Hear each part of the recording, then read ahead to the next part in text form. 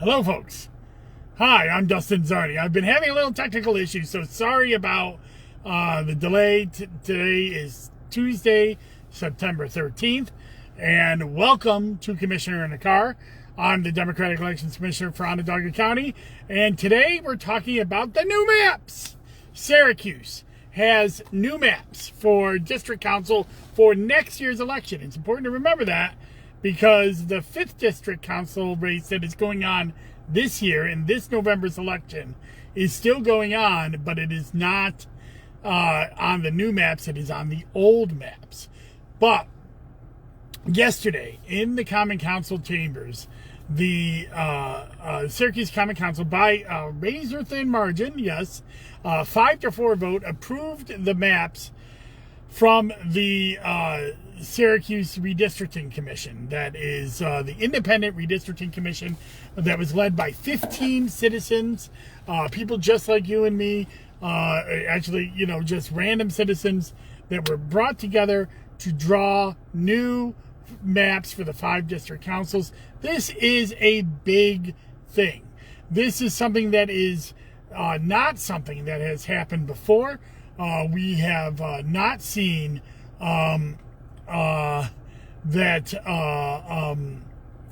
this east of the Mississippi, that a city has given the power to draw maps and then approve those maps to an independent body made up of citizens and not of political appointments or politicians themselves. We have seen this happen in other communities, and then the legislative body just decide to draw their own maps. But it is very interesting that, well, not very interesting, very elating that this happened. And there were 4 votes against the maps, and all 4 of these people are my friends. But I obviously disagree with them on their votes. One of the counselors voted against the maps because she didn't feel that it was right to put a majority-minority district in there. I disagree with that vehemently. That is standard practice that has been throughout the country when it comes to redistricting. Another counselor voted against the maps because Pat Hogan felt that that he wanted more district counselors. Well, that wasn't the charge of the commission. The commission was there to draw the maps of the 5 district councilors. If they wanted more district councilors, it was up to the Common Council to put a charter change in and have the voters change their structure of government. That's not the maps. And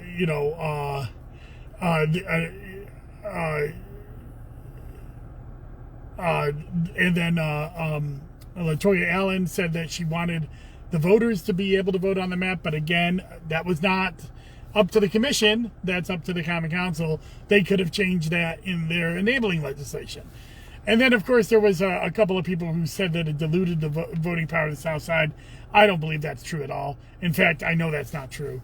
The fact is that the maps that were put in place created a majority black district that had not been in place before.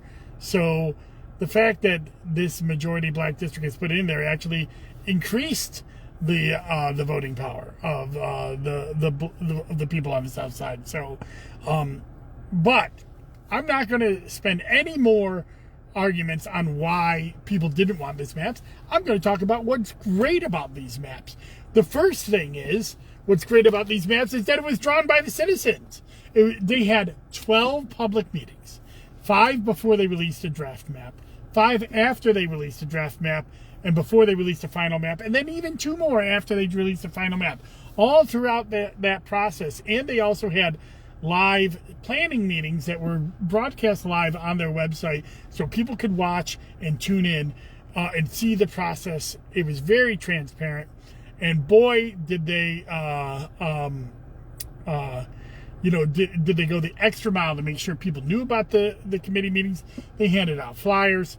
There was a lot of press. The press has been very good about covering this process.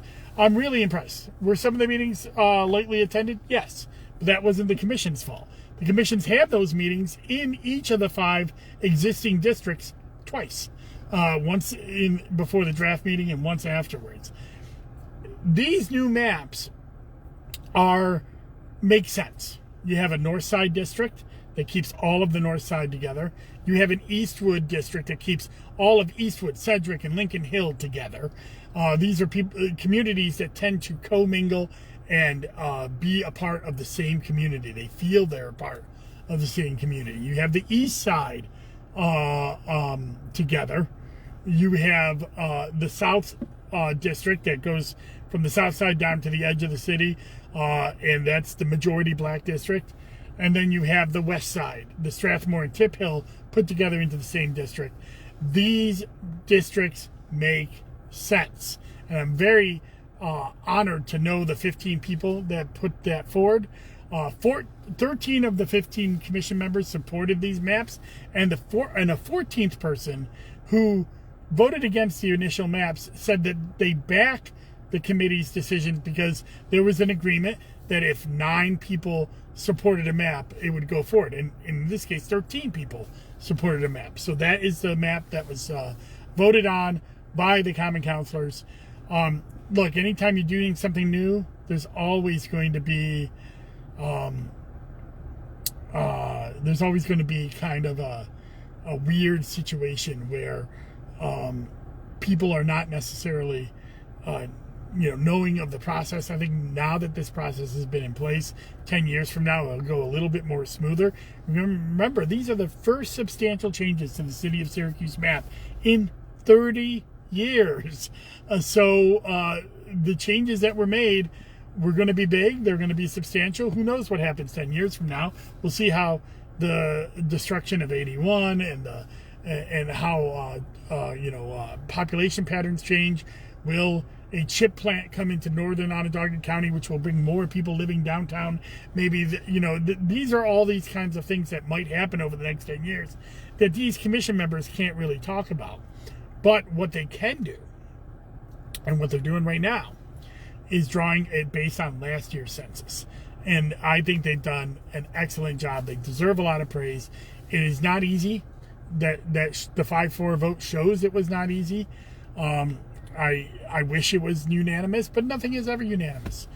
I respect the opinions of the people who voted against it, but I'm honored by the people who continued to give up their power to draw these maps and voted for these district maps that were made by the citizens of Syracuse. This was a tremendous achievement by those 15 commissioners, and I'm just honored to have been a part of it.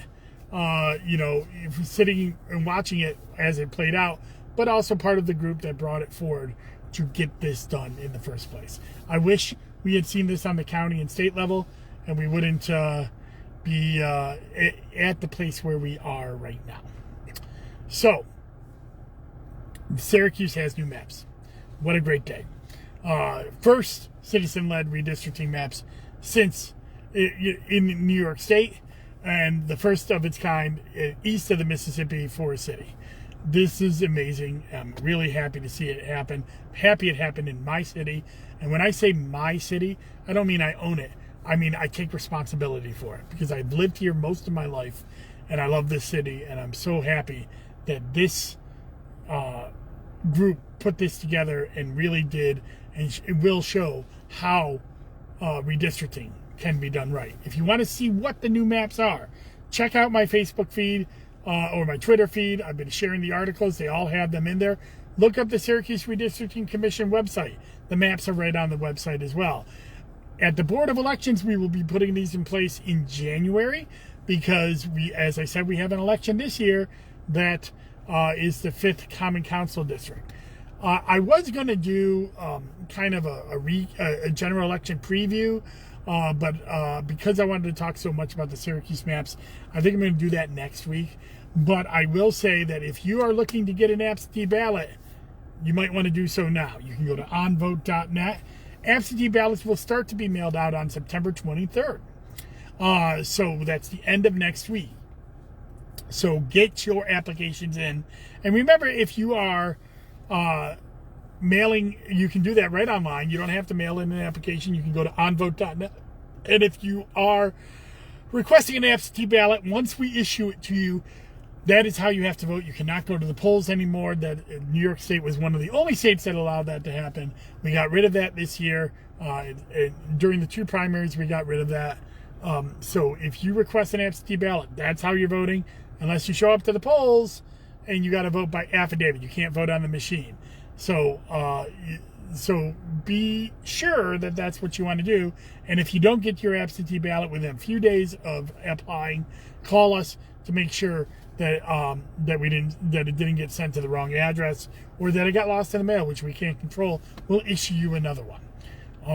So those are some important dates that are coming up. Next week I will go over all the important dates, but make sure you check your voter registration now. Go to onvote.net. You can check your registration and see if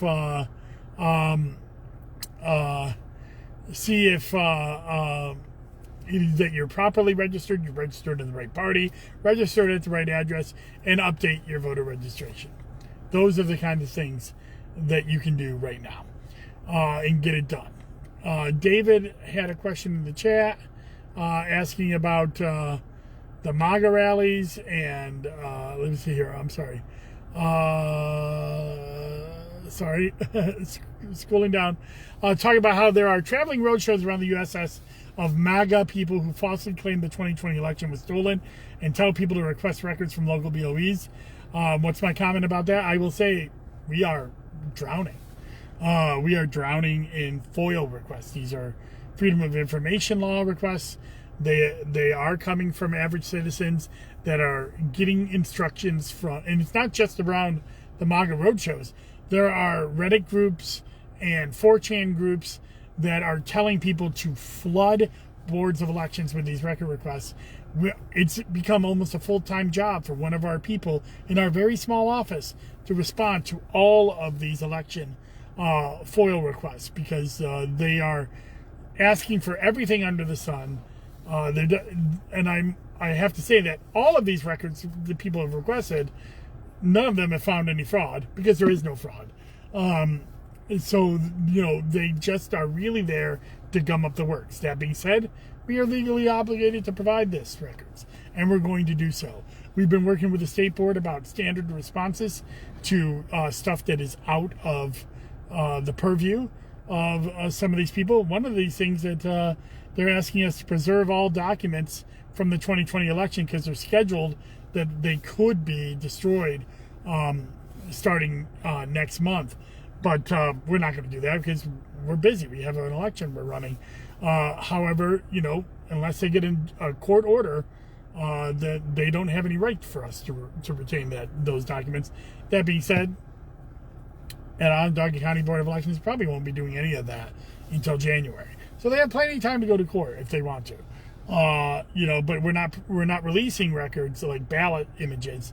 We cannot release unless a judge says we can. So they have to go to a court and get that done. What else is going on? This week, the Onondaga County Board of Elections will appear before the Ways and Means Committee on Thursday, requesting our annual budget. The county exec budget came out and did not give us more people, and actually made a significant cut to our inspector line. So we're going to be talking to the legislature about that. I hope to be posting our written testimony, because these committee hearings are not live streamed. I'm hoping to be presenting our written testimony on my blog at dustinzarny.com sometime tomorrow. So I hope you stay tuned for that. And finally, I just implore all of you, especially if you're inside the city of Syracuse, to go check out those maps, because those will be the maps for next year, and it's something to celebrate. Even if you don't like the maps, it's something to celebrate that a citizen-led group put this in place, and that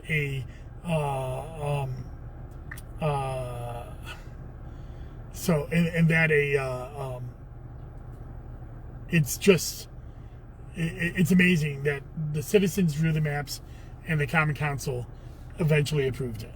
because that is not something that you see normally. Usually, a legislative body takes that power for themselves and refuses to give it up, even after, even sometimes you have citizens, voting for certain things, and they just ignore it. So this is important. It's important to support them, and I feel very confident that these will be the maps that are in place for the next 10 years. So that's all I got to say. David, you asked one last question. I'm going to get to a CNN report about how someone was able to buy a Dominion voting machine from Michigan on eBay, that somehow the eBay bought from Goodwill. No, I'm not concerned about the voting equipment around the country. I don't know that story, and I'm not going to comment on a story I don't know. I do know that in New York, and this is all I can talk about, is that there are certain ways that we have to dispose of voting machines. In fact, the voting machines that we have here in Onondaga County are due to be changed out next year. We're hoping to get brand new machines. When we get those brand new machines, before we can get rid of the old machines, we have to go through certain decertification processes, and along with the state board and the federal government, about how we can dispose of these machines. I don't know how this person got this Dominion voting machine on eBay. It could have been an older machine that was eventually sold in surplus and didn't come directly from the Board of Elections, but it wouldn't have any data on it and wouldn't be able to be used, I would imagine, in a regular election. So, voting machines themselves are not necessarily, the physical machinery is not necessarily the thing I get worried about. The thing I get worried about is software, but in New York, we have the security of the paper ballot. Keep those ballots for at least 2 years. We can always hand count ballots, and do hand count ballots in close elections. So I'm not that concerned.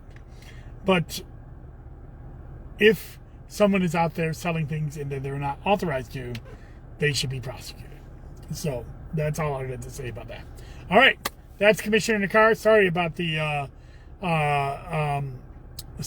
the technical difficulties and the false starts here at the beginning. But I hope you enjoy your day. Get out there and start getting people ready for the general election, which is less than 60 days away. In fact, I think it's around 52. You get out there and get your friends out to vote. Everything is on the line like it is every year. But this year, we need to make sure that we protect our fellow neighbors and get out and vote our values this November. Bye-bye.